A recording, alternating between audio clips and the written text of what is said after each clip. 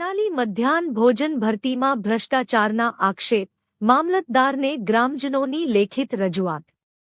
ધાનેરા તાલુકાના જનાલી ગામના મધ્યાહન ભોજન કેન્દ્રની ખાલી જગ્યા માટે જાહેર કરેલી શરતોમાં સ્પષ્ટપણે સ્થાનિક ઉમેદવારને પ્રાથમિકતા આપવાની શરત હોવા છતાં બહાર ગામના અનાપુરગઢના ઉમેદવારને નિમણૂક અપાઈ હોવા અંગે ગ્રામજનોમાં ભારે રોષ છે।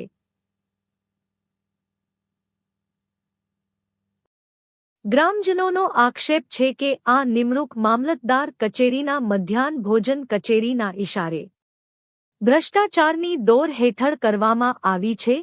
ગ્રામજનો દ્વારા મામલતદારને આ મામલે લેખિત રજૂઆત પણ કરવામાં આવી છે અને યોગ્ય તપાસ તથા સ્થાનિક ન્યાયની તાત્કાલિક માંગ કરવામાં આવી છે।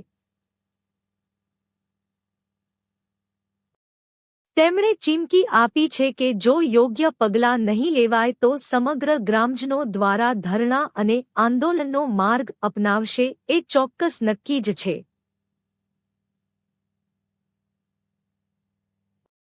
હવે ગ્રામજનોની આંખો તંત્ર તરફ। ભ્રષ્ટાચાર સામે કોઈ અસરકારક કાર્યવાહી થશે ખરા?